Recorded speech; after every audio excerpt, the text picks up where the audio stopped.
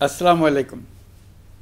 আজ আমরা পুরো জাতি একসঙ্গে স্মরণ করছি এমন এক দিন যা এদেশের ইতিহাসে গভীর ছাপ রেখে গেছে। 5ই আগস্ট শুধু একটি বিশেষ দিবস নয়, এটি একটি প্রতিজ্ঞা, গণজাগরণের উপাখ্যান এবং ফ্যাসিবাদী শাসন থেকে জাতির পুনর্জন্মের দিন। আজ আমি গভীর শ্রদ্ধার সঙ্গে স্মরণ করছি 1971 সালের স্বাধীনতা যুদ্ধের সকল বীর মুক্তিযোদ্ধাদের, যাদের আত্মত্যাগে আমরা পেয়েছি স্বাধীন সার্বভৌম বাংলাদেশ। 1971 সালে সাম্য, মানবিক মর্যাদা ও সামাজিক ন্যায় বিচার প্রতিষ্ঠার লক্ষ্যে এদেশের জনগণ সশস্ত্র মুক্তিযুদ্ধে অংশগ্রহণ করেছিল। লাখো প্রাণীর বিনিময়ে একটি স্বাধীন রাষ্ট্র প্রতিষ্ঠা হয়েছিল। কিন্তু স্বাধীনতার অর্ধ শতাব্দী পরেও এদেশের মানুষ সুবিচার ও গণতন্ত্র থেকে বঞ্চিত হয়েছে, বৈষম্যের শিকার হয়েছে। 2024 সালের উত্তাল জুলাই ছিল বাংলাদেশের ইতিহাসে এক সংকটময় অধ্যায়, 16 বছরের পুঞ্জীভূত ক্ষোভের বহিঃপ্রকাশ। এদেশের এই বিপুল সংখ্যক তরুণরা 16 বছর ধরে ক্রমাগত হতাশায় নিমজ্জিত ছিল। ভালো ফলাফল করেও চাকরির জন্য ক্ষমতাসীনদের দুয়ারে দুয়ারে ঘুরেছে।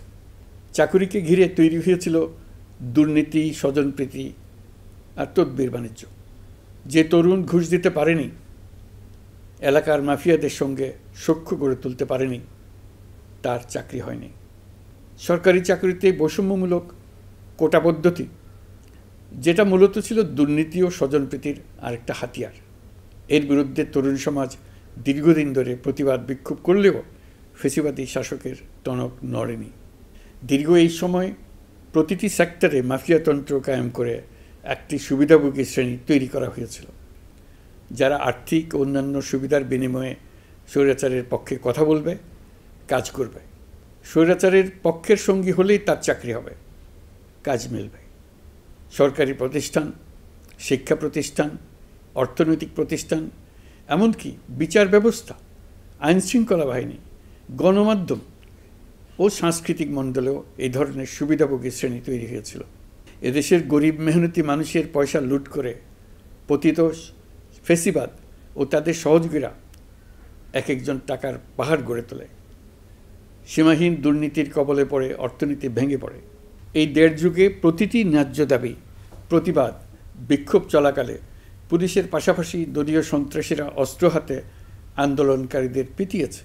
গত 16 বছরে যারাই সরকারের সমালোচনা করেছে, নাগরিকদের অধিকারের পক্ষে কথা বলেছে, তাদেরকে গ্রেফতার অথবা গুম করা হয়েছে। লাখ লাখ বিরোধী দলীয় রাজনৈতিক নেতাকর্মীদের নির্বিচারে আটক, গ্রেফতার করা হয়েছে। এই ভয়াবহ পরিস্থিতিতে 24 জুলাইয়ে দেশের ছাত্র সমাজ, তরুণ প্রজন্ম, সাধারণ মানুষ সবাই একত্রিত হয় এক নতুন দিনের প্রত্যাশায়। সমস্বরে তারা বলে ওঠে, এবার ফ্যাসিবাদকে যেতে হবে। তবু দেশের মানুষের বুকে গুলি চালিয়ে শেষ পর্যন্ত ক্ষমতা আঁকড়ে ধরে রাখতে চেয়েছিল ফ্যাসিবাদী সরকার। তারা নির্বিচারে গুলি করেছে, গ্রেপ্তার করেছে, ইন্টারনেট বন্ধ করে হত্যাকাণ্ডের তথ্য লুকাতে চেয়েছে। রাতের অন্ধকারে এলাকায় এলাকায় অভিযান চালিয়ে ছাত্রদের আটক করেছে। গুলিবিদ্ধ আহতদের তারা হাসপাতালে চিকিৎসা নিতে দেয়নি। হাসপাতালগুলোকে নির্দেশ দেওয়া হয়েছিল যেন আহতদের ভর্তি না করা হয়। এই কারণে বহু মানুষ চিকিৎসা না পেয়ে চিরতরে দৃষ্টি হারিয়েছে, পঙ্গু হয়েছে। আজ জুলাই গণ অভ্যুত্থান দিবসে আমি জাতির সূর্য সন্তান জুলাই শহীদদের গভীর শ্রদ্ধার সঙ্গে স্মরণ করছি, তাঁদের আত্মার মাগফিরাত কামনা করছি। জুলাইয়ে যারা আহত হয়েছেন, চিরতরে পঙ্গু হয়েছেন, দৃষ্টি হারিয়েছেন, জাতির পক্ষ থেকে আমি তাদের প্রতি শ্রদ্ধা ও কৃতজ্ঞতা জানাচ্ছি। এই জাতি আপনাদের কাছে চিরকৃতজ্ঞ থাকবে। গত বছর ডিসেম্বর মাসে জুলাই গণ অভ্যুত্থানে শহীদ পরিবার ও আহতদের কল্যাণ ও যাবতীয় বিষয়াদির প্রশাসনিক দায়িত্ব মুক্তিযুদ্ধ বিষয়ক মন্ত্রণালয়ের উপর ন্যস্ত করা হয়েছে। এখন পর্যন্ত 836টি শহীদ পরিবারের মধ্যে 775টি শহীদ পরিবারকে মোট 98,40,00,000 টাকার সঞ্চয়পত্র ও মাসিক ভাতা বাবদ ব্যাংক চেক দেওয়া হয়েছে। অবশিষ্ট যারা আছেন তাদেরও কয়েকটি বিষয় নিষ্পত্তি সাপেক্ষে সঞ্চয়পত্র দেওয়ার প্রক্রিয়া চলছে। এর পাশাপাশি আহত 13,800 জন জুলাই যুদ্ধকে 3টি ক্যাটাগরিতে নগদ টাকা ও চেক বাবদ মোট 153 কোটি 4 লাখ টাকা প্রদান করা হয়েছে।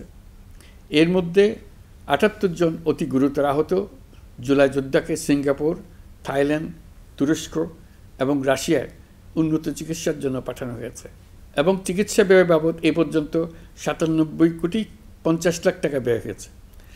জেলা উপজেলা পর্যায়ে সকল সরকারি হাসপাতাল বা ক্লিনিক বা স্বাস্থ্যকেন্দ্র, মেডিকেল কলেজ হাসপাতাল এবং সরকার কর্তৃক নির্ধারিত বিশেষায়িত হাসপাতালগুলোতে সকল শ্রেণীর আহত জুলাই যোদ্ধাদের অগ্রাধিকার ভিত্তিতে বিনামূল্যে চিকিৎসা সেবা দেওয়ার সিদ্ধান্ত হয়েছে।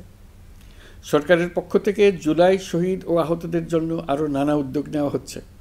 তবে জুলাইয়ের মহানায়কদের আত্মত্যাগ তখনই সার্থক হবে যখন এই দেশকে আমরা একটি সত্যিকারের জনকল্যাণকর দেশ হিসেবে গড়ে তুলতে পারব। আজ আমরা কেবল অতীত স্মরণ করতে আসিনি, আমরা একটি শপথ গ্রহণ করতে এসেছি। শপথ এই, আমরা কোনো ধরনের নিপীড়নের কাছে মাথা নোয়াব না। আমরা প্রতিষ্ঠা করব একটা জবাবদিহিমূলক, মানবিক, গণতান্ত্রিক এবং বৈষম্যহীন রাষ্ট্র, এমন রাষ্ট্র যা সবসময় জনকল্যাণে কাজ করবে। জুলাই শহীদদের আত্মত্যাগ আমরা বৃথা যেতে দেব না। তাদের আত্মত্যাগই হবে আমাদের পথ চলার প্রেরণা, তাদের স্বপ্নই হবে আমাদের আগামী বাংলাদেশের নির্মাণ রেখা। আজকের এই দিনে এটাই হোক আমাদের শপথ। মহান আল্লাহ আমাদের সহায় হন। আল্লাহ হাফিজ।